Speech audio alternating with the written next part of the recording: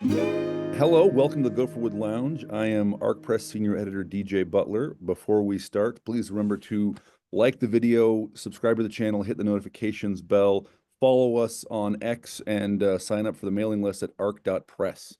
I am here today with ArcPress Editor-in-Chief, Tony Daniel, and we want to it's just a quick Friday touching base. We want to talk about last best book read. Tony, we didn't actually discuss up first whether you would up front whether you would go first or I would. What's your preference? I don't mind either way. I can if Go you. for it. Tell me what you've read recently. Okay. Well, all right. So it's last best, right? That's the opera. So the last book I read is this thing, which is About a Mhm. Boy by Nick Hornsby. Because it's one of the Hornbys that I haven't read. And it's very schmaltzy, very much melodramatic, like Hornby does. It's funny. I enjoyed it, but that is not the last best book I read. Um, the last best book I read was probably a month or two ago. This is um, this is Elmer Kelton, and the book is uh, The Time It Never Rained by Elmer Kelton. This is a double uh, Oh, of it's got two volumes. books, yeah. Hot Iron is his first novel ever, but The Time It Never Rained is considered his best, and he thought it was his best as well over time. Kelton, pretty famous in Western circles, Elmer Kelton. This thing, Elmer Kelton is the winner of 7 Spur Awards over the years, and many people consider this either on par or better than all the other Texas novels, including Larry McMurtry and even Cormac McCarthy's Texas Set North novels. I don't, but I think it's a really great novel in its way. It has some disappointments in it. It doesn't quite do everything, but my gosh, it's got enormous ambition as a novel. Um, Kelton lived. Let me see if I can remember this. Kelton lived from 1926 to like the end of the 2000s, something like that.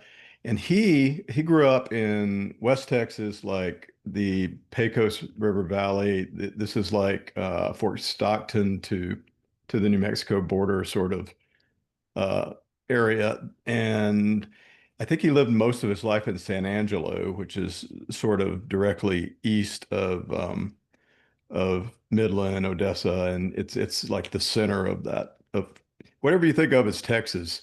Um, that might be it.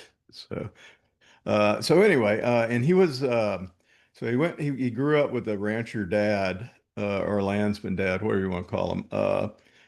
I think he would probably call himself a rancher, and he was a cowboy, and he had property, and he was the foreman of even larger property, I believe, and he was just an old cuss, the dad was, and Kelmer's talked about him before, but Kelmer just had tremendous respect for this dad, but he was a man of letters from the start.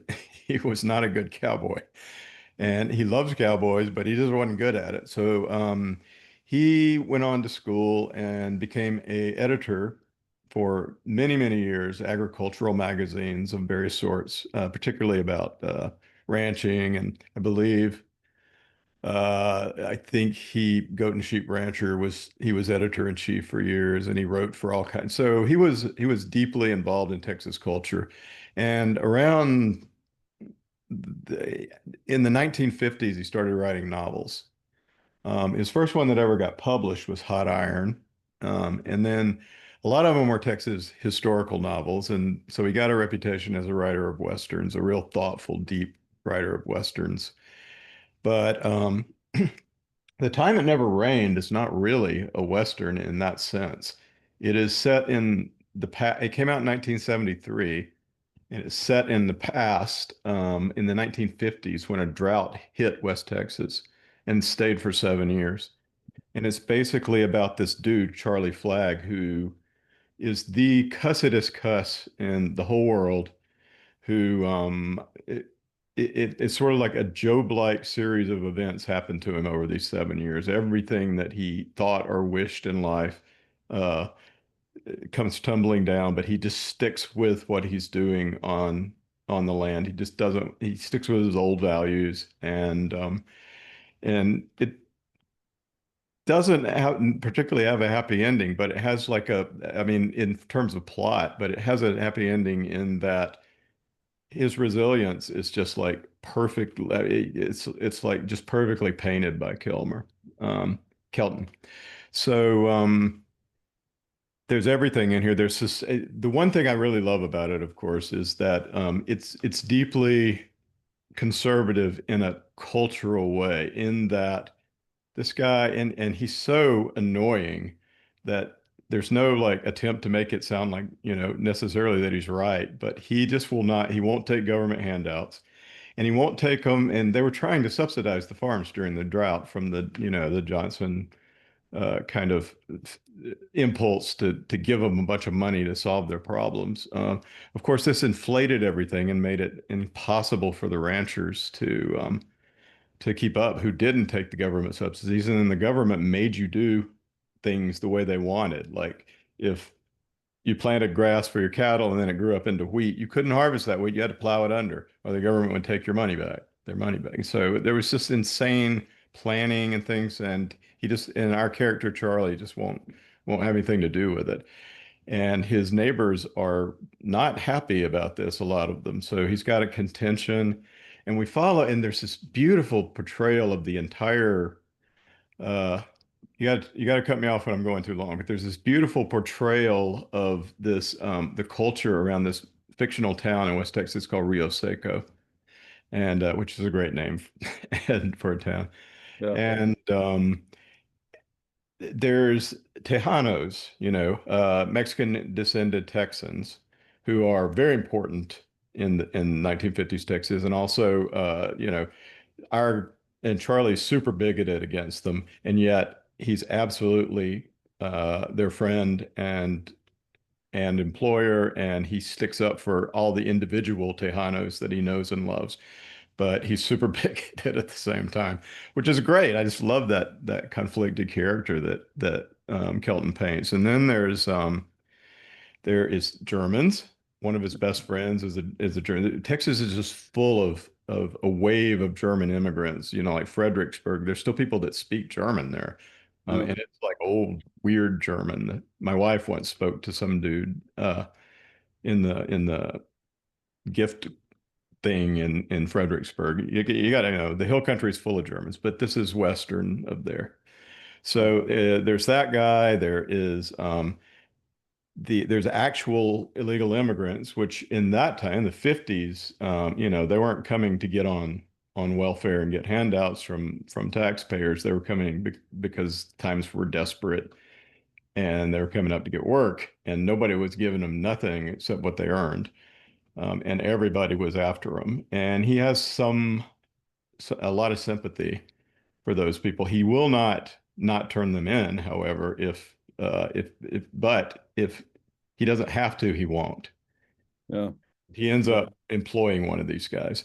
So, and there's a Tejano family that works for him, and the son, Manuel Flores. The father and Charlie are best friends, even though Charlie thinks he's, just a Tejano Mexican.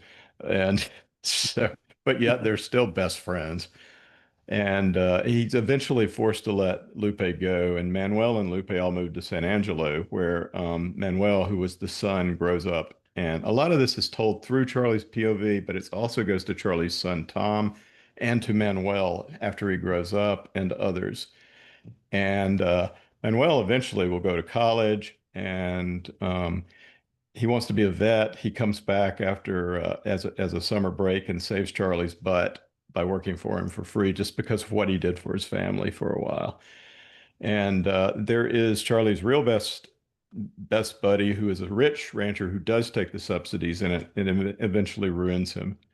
And that rancher's daughter is the only like totally pure character in the novel, Kathy Malden, and she's just like exactly what you want in a Texas woman who is the daughter of a rancher, and she takes over the ranch because she has to, and she's out, fixing horse troughs and things like that. And there was Yeah. always an attraction between her and Manuel. And at the end, we're led to believe that maybe that'll become something eventually, that times are changing and that this will all change. s- the cool parts about Charlie is that he will try things that make things better. For instance, he absolutely hated the idea, but he got Angora goats he got rid of his cattle and sheep and got Angora goats because it was the only chance he had. And then we get all this technical detail about the raising of these goats. Um, Moby Dick style. yeah, and things are just always dry, and he keeps thinking it's going to rain, and it just doesn't. They call it a drought, not a drought in the book, and Mhm. it just doesn't rain. And he has to adapt by doing things like taking basically a homemade flamethrower and burning the thorns off prickly pears so that the goats can eat the prickly pear and have so. And he teaches himself how to do that. And he just gets older and older. He's already old when the book starts, and he gets older and older, and eventually he just can barely handle it anymore. And everybody's left him except his wife, who is long suffering, and he's terrible too. And it's just this beautiful novel in every Yeah. way. I was what else did I? Yeah, he won the Spurs. My buddy Clay Reynolds, who is a great Texas writer, he died a few years ago. Recommended this book to me years ago, and I was not. Clay also was a multiple Spur winner.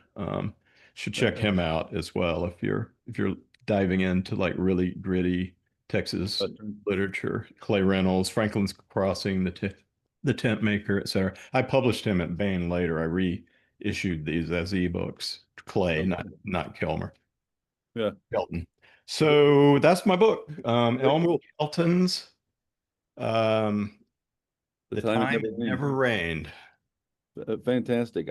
I, um, I like that idea that he's bigoted against the class, notwithstanding his relationship with individuals, right? It's sort of, I think it's in the Brothers Karamazov. Dostoevsky has a comment as a character, and there's a comment about her that, or him maybe, the more he loved, I'm forgetting the details, the more he loved humanity as a whole, the less he liked any individual one of them, right? Yeah. That was Uh, one of the priests, I think, in the monastery. Yeah. I think that's right. I think Maybe that not the good priest either. Anyway. it's been a while since I've read Karamazov. I mean, I was in college, so it's been some time. Yeah, yeah. Um, What very you got, Dave? I thought I put a copy in my shoulder bag and I didn't. So here's my book. I read George MacDonald Fraser's Flashman. Uh, Wow. yeah, which I've owned for a long time. I remember I bought this book in 2010 because the whole family went to England for a month. We had an English kind of vacation. And at the time we thought we were going to do this every couple of years. It hasn't happened since. But in the airport, my wife said, "Get me a book to read." And I said, "Well, like, what do you want?" She said, "Well, something that's good." I said, "It's an airport bookstore. Nothing is going to be good." And something that you would want to read. Okay. So I picked three or four things. One of them was Flashman because I'd heard of it. And it's just been one of the books in my basically infinite to be read stack until quite recently. So this is, I want to say it's written in the late 60s or early 70s. The author was a career journalist who did not like being a journalist. And Flashman is not originally his character. So the That's right. Yeah, yeah. yeah, the book that it comes out of, I have not read, and I think it was published with different titles, but it's something like Tom Brown at Rugby or Old Rugby School Days, and it's a mid 19th century novel. And I haven't read it, but it sounds like it's something like Harry Potter without the magic. So And our I think it's humorous also. yeah, Yeah. so our good-hearted protagonist I goes to read it years ago. Anyway, yeah. go ahead. Go ahead. I think it was a big book. It's Mhm. quite likely it's probably still in print.